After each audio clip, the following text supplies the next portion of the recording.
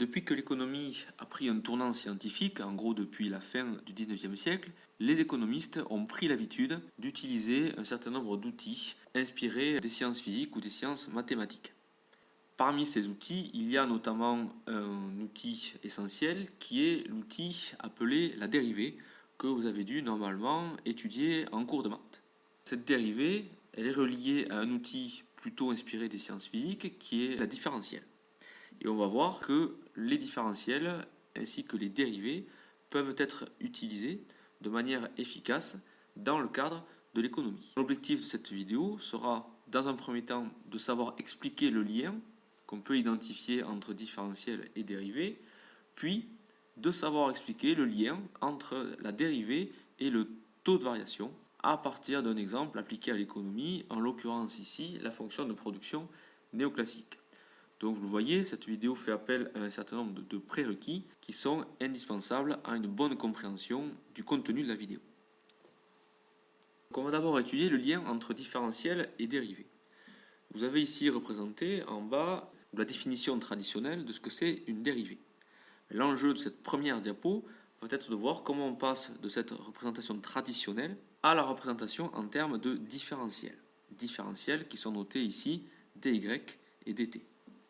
Pour ça, on va d'abord représenter un axe d'abscisse qui représente le temps. Et on va imaginer qu'on a une variable y représentée par une fonction. Et cette variable y évolue en fonction du temps. Donc on voit ici qu'au fur et à mesure que le temps passe, y augmente, quoique de manière ralentie.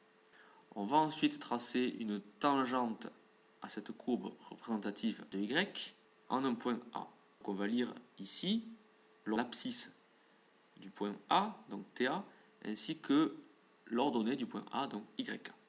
On va ensuite positionner un point B sur cette même tangente et lire, là encore, l'abscisse du point B et l'ordonnée du point B. On va appeler delta T l'écart entre TB et TA. Donc delta T, c'est la différence entre TB et TA. De la même façon, on va appeler delta Y l'écart entre YB et YK. On va noter également dy qui représente la différentielle de y. Donc vous voyez que la différentielle de y, c'est donc l'écart parallèle à l'axe des ordonnées entre le point B et la courbe représentative de y. On voit ici que la différentielle de y, c'est quelque chose dont on peut dire approximativement qu'elle est un peu plus petite que delta y. Ainsi qu'on l'avait vu en maths, on sait que la dérivée de la fonction en a, donc f' de a, est égale au coefficient directeur de la tangente à f de t en a. Donc on écrit la dérivée, autrement dit, vous le voyez, en reprenant les écritures que l'on a sur le graphique, on peut réécrire la dérivée de cette façon-là. Donc on voit que la dérivée ici de la fonction t, c'est delta y sur delta t. Imaginons maintenant que B ne soit plus positionné à cet endroit-là, mais qu'on déplace B et que B se retrouve pratiquement confondu avec A. Autrement dit, l'ordonnée de B est pratiquement égale à l'ordonnée de A, sauf qu'elle lui est légèrement supérieure. De la même façon, l'abscisse de B est pratiquement égale à l'abscisse de A, sauf qu'elle est très légèrement supérieure. Donc on voit ici que la différentielle de y, elle est pratiquement nulle et pratiquement égale à delta y.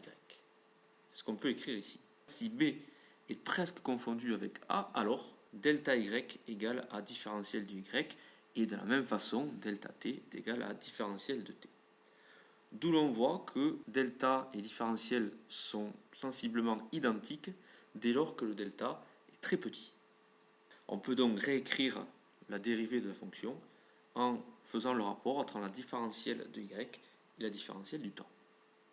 Deuxième temps, quel lien est-ce qu'on peut observer entre la dérivée, telle qu'on vient de la noter, et la notion de taux de variation, qui est un outil très souvent utilisé en économie. Donc le taux de variation se note ici, différentielle de y sur y. Comment obtient-on cette écriture? On va reprendre une représentation graphique, la même que tout à l'heure, sauf qu'on va imaginer que ça représente le PIB de l'économie. Donc le produit intérieur brut, on a donc ici une fonction de production qui nous montre comment évolue la production au fur et à mesure que le temps passe. On sait que la production peut être représentée par une fonction de production. Si on reprend une habitude introduite par un économiste qui s'appelle Bates Clark, on peut dire que la production est fonction du capital K et du travail L. Autrement dit, plus on investit dans du capital fixe, donc plus K augmente et plus Y augmente. De la même façon, plus on travaille et plus la production augmente. Donc si la production est fonction du temps, mais qu'elle est également fonction du capital et du travail, on peut dire que le capital et le travail sont eux-mêmes fonction du temps. Et de manière générale, c'est une vérité générale en économie, toutes les variables sont toujours, quoique implicitement, fonction du temps. En effet, quand on regarde les statistiques, donc ici celles tirées de l'INSEE, on voit que, en gros, depuis une quarantaine d'années, le PIB a augmenté, mais que dans le même temps, les facteurs de production nécessaires pour produire ont également augmenté. C'est donc une approximation correcte que de dire que la production, comme les facteurs de production, sont des fonctions du temps. Plus le temps passe, plus la production et les facteurs de production tendent à augmenter. On va exprimer le lien entre la production et les facteurs de production à partir d'une fonction de production particulière, généralement utilisée en économie, qui s'appelle fonction de production Cobb-Douglas, du nom des économistes qui l'ont imaginée. Donc on a ici une version simplifiée de cette fonction de production. On peut réécrire cette fonction en faisant appel à un autre outil mathématique qui est l'outil logarithme, que l'on peut réécrire de cette façon-là. On sait que la dérivée de la fonction logarithme est égale à la dérivée de la fonction sur la fonction. D'où l'on peut réécrire notre équation sous cette forme-là. Or, on sait, conformément à ce qu'on a vu dans la diapo précédente, que la dérivée d'une fonction est égale à la différentielle de la variable sur la différentielle du temps. D'où l'on peut réécrire notre équation de cette façon. On peut dès lors simplifier, d'où l'on peut écrire, et ce sera une conclusion à retenir, que la différentielle de y sur y est égale à la différentielle de k sur k plus la différentielle de L sur L.